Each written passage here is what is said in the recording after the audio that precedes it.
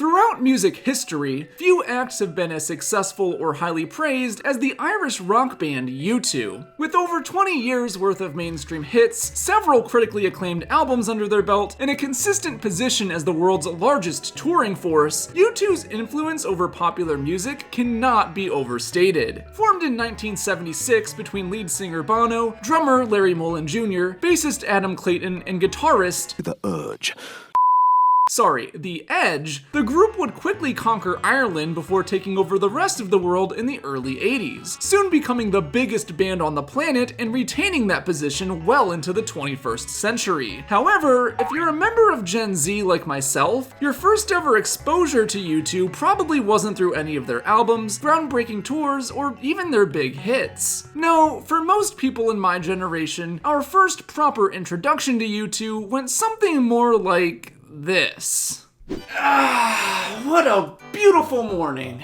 I sure do love living in current year 2014. Well, let's check Twitter and see what's trending today.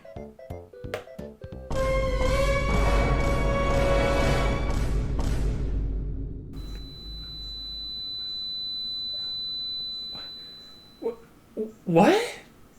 Free U2 album? Surely that's not on my phone, is it? Oh, I've got a bad feeling about this.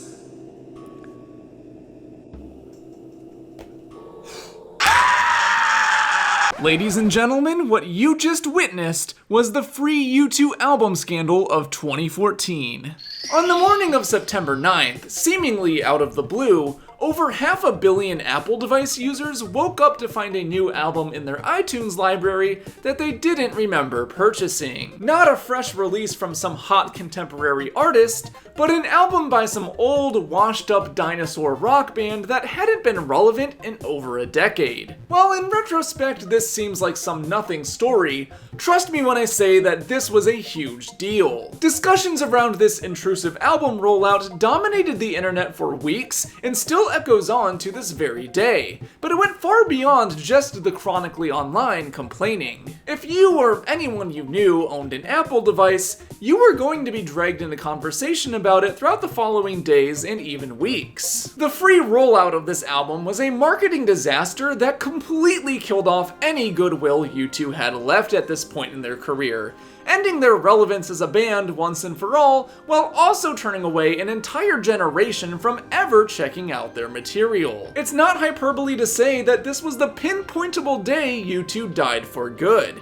but why did a simple free album cause so much outrage? After all, at a time before Spotify took over, when music was still primarily being bought and paid for off of iTunes, wouldn't a free album from the most legendary pop rock band in history be something to be thankful for? Apparently, no. Today we're going to be reflecting on this historic event, dissecting the timeline leading up to it and the bloody career-killing aftermath that followed, all to figure out where exactly this marketing stunt went oh so very wrong. Buckle your seatbelts and hold on to your iPhones as we examine the day that U2 imploded forever. To fully understand the level of cringe that we're dealing with here, we need to go back to the point in U2's career where it all went wrong. From their first album Boy in 1980 all the way up until their 1997 album Pop, U2 were a constantly evolving and forward-thinking band that challenged themselves to find new ways to push their sound forward with every release. They spent the early 80s as a punk-adjacent group before evolving into a more American-influenced arena rock act by the end of the decade. But right as audiences were starting to get sick of their stadium-sized songs, they pulled off something remarkable. Their 1991 masterpiece, Achtung Baby, completely reinvented their sound in the vein of 90s alternative rock, and revamped their self-serious image into something more ironic and flippant. The general public ate this shit up, extending the band's golden age by another decade. But by the end of the 90s, things things had begun to change. 1997's Pop is nowadays considered U2's final classic album, a last gasp of greatness from a band who up until then had always strived to look forward into the future of music for inspiration. At the time, however, it was a commercial and critical flop that split the fanbase and failed to produce any hit singles. Many U2 fans had grown tired of their experiments with industrial rock and dance music and just wanted them to go back to their arena-sized pop rock sound of the late 80s. Their tour sales reflected this, with the band often performing to half-filled arenas wearing ridiculous costumes to fuel their now overly ironic image. They had gone from self-deprecation to self-parody, and they knew that another drastic reinvention was needed to save their dwindling careers. This time, however, they'd be looking backwards for inspiration instead of forwards. Starting with their 2000 album, All That You Can't Leave Behind, U2 would completely give up on taking any musical risks and surrendered themselves to the fate of becoming an adult contemporary act, returning to their late 80s pop rock sound while updating it for the new millennium. In other words, they became like Train or The Fray. This initially paid off in spades, as the record was a smash success and spawned one of the biggest hits of their career, Beautiful Day. But in retrospect, this was the beginning of the end.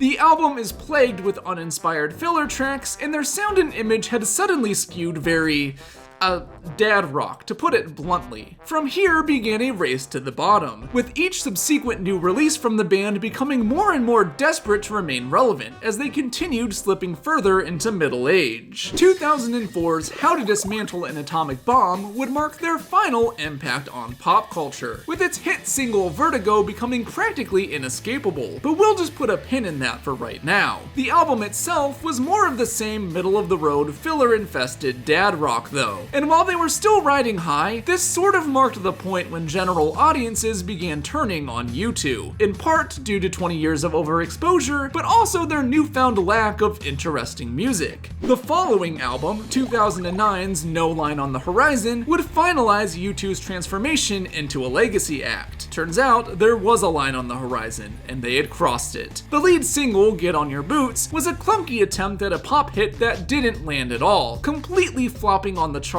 and tanking any potential interest audiences may have had in the album. The following tour was the biggest of their career so far, but for the first time, people were coming to see the hits, not the new songs. U2's days as a relevant pop act were now completely over, but the band didn't see it this way. To them, they were just one hit single away from regaining relevance, and that mindset would continue to plague them for the rest of their career. The failure of No Line on the Horizon scared U2 pretty badly, and development on their next album was noticeably troubled. Over the next 5 years, they would write and scrap several different records in search of their next hit direction, ditching their usual producers like Brian Eno and Steve Lillywhite, and instead shuffling through a bunch of young hitmakers like electronic producer Danger Mouse and Ryan Tedder of One Republic fame. They wanted this new album to put them back on the map as the biggest band in the world, even though rock was dead and the members were all in their mid-50s.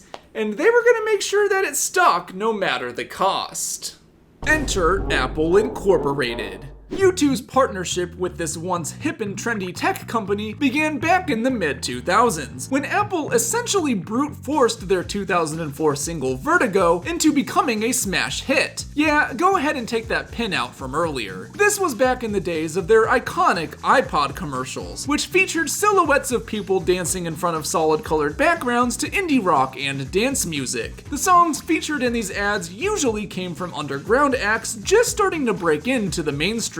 So when Apple gave the biggest band in the world the same treatment to sell special U2 iPods, many millennials at the time got a bad corporate taste in their mouth. To them, U2 were just dusty old dinosaurs hogging up attention that could have gone to fresh underground talent, laying the groundwork for their lack of popularity with younger generations. U2, however, had gotten what they needed out of this ordeal: another hit. As you can imagine, they were keen to keep this relationship going. Now flash forward to 2014. Steve Jobs is long dead, and Apple has entered their villain arc, quickly losing their youth appeal and becoming the dystopian company from hell we all know today. The same could also be said of U2, who had been pushed out of youth culture despite their best efforts to remain in touch with the zeitgeist. Both parties were desperate to retain relevancy in the modern age, and in classic boomer fashion, they clung on to old tricks to achieve their goals. See, Apple thought that U2 were still popular enough to help them escape Spotify's looming shadow over the music industry,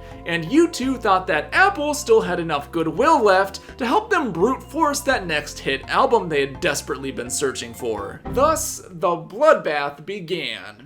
In the early morning of September 9th, 2014, Apple held their annual Keynote conference in conjunction with the reveal of the iPhone 6. But of all of the announcements made across this 2-hour presentation, it was one at the very end that made the biggest splash. CEO Tim Cook began talking about the importance of music in Apple's brand DNA, before surprise introducing their longtime collaborative partners U2 to perform a never-before-heard brand new single, their first new material in over half a decade. Also, it was their worst song yet. Yay!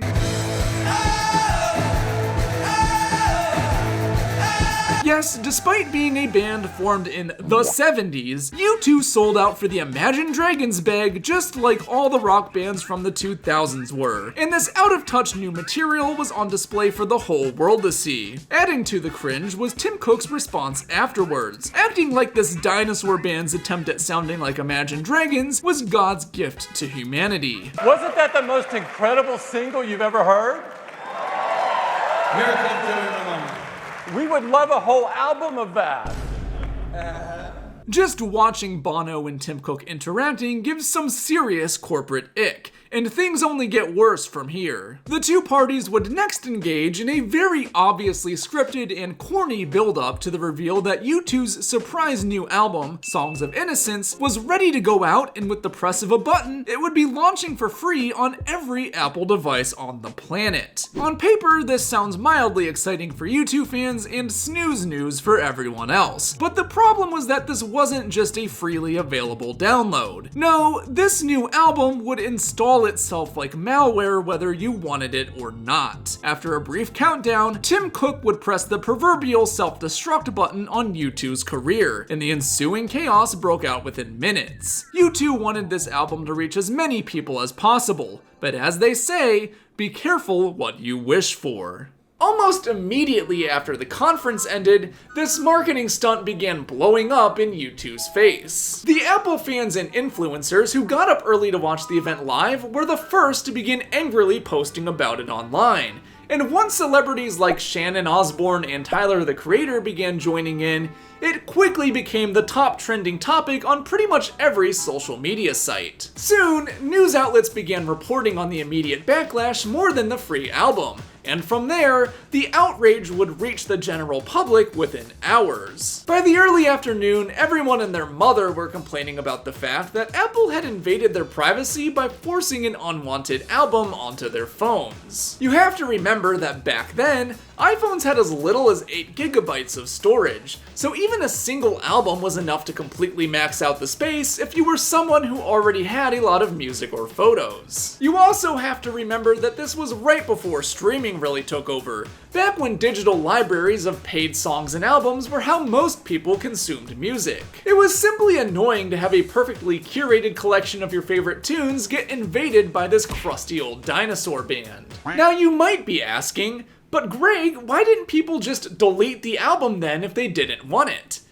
Well, that's the kicker. You couldn't.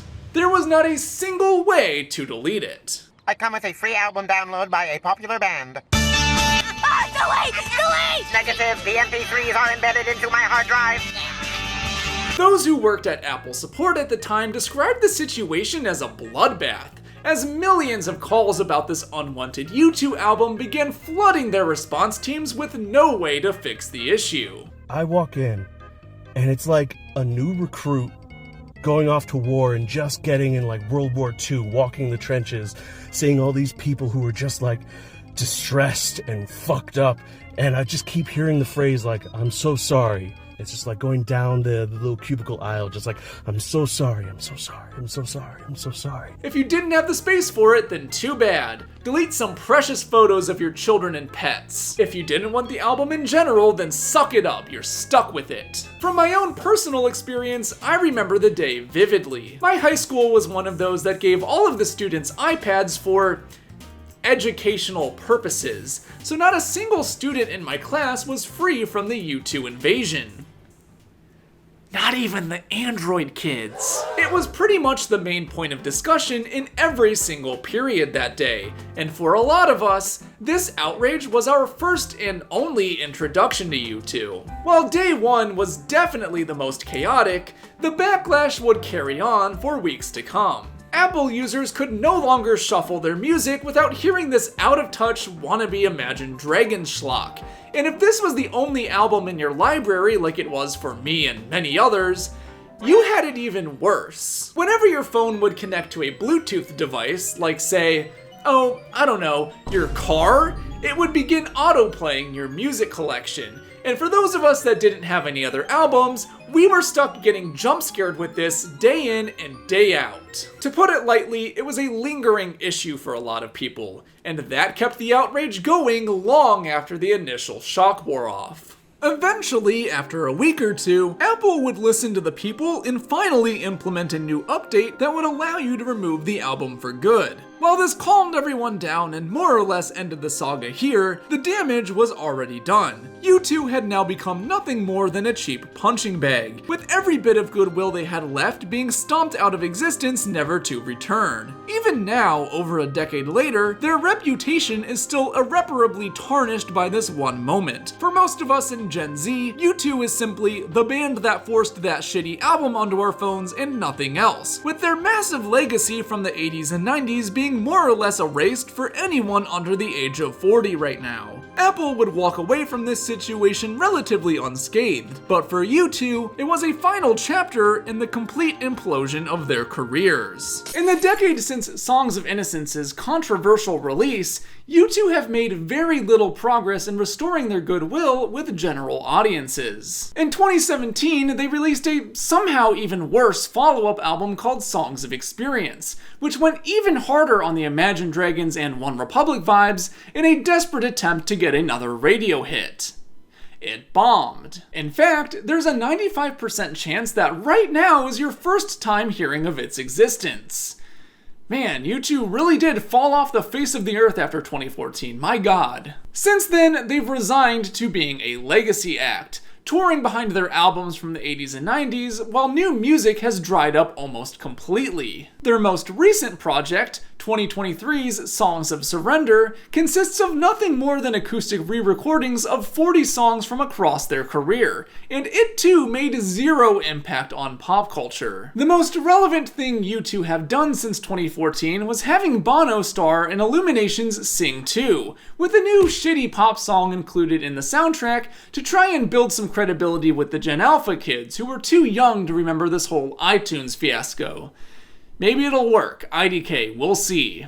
Probably not, though. It's interesting to think about how differently this all could have played out if even just a few details were changed. Had this happened a year or two later, when Spotify and other streaming services had become the main mode of listening to music and phones had more storage, then this likely would have been just a blip on the radar. Similarly, had the album been an anticipated release from a current-day superstar, then younger generations would have been much less bitter about Apple invading our privacy. Hell, even if everything was the same but U2's new album was as good as their classics, then it likely wouldn't have had such a devastating impact on their legacy. Instead, we got a mediocre dad rock album desperately trying to sound like One Republic, forced upon us at a time when music listeners were still very protective over their digital libraries.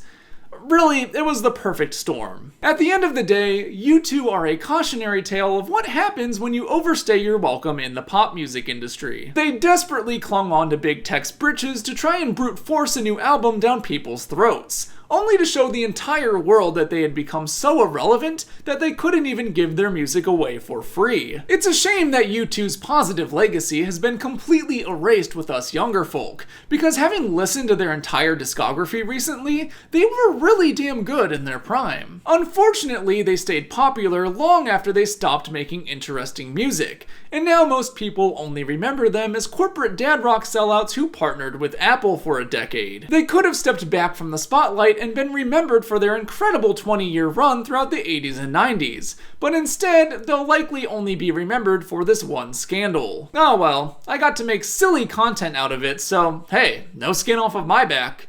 Sucks to be you though, Bono. Anyways, thanks for watching, I've been GregCubed, and I'll see you next time.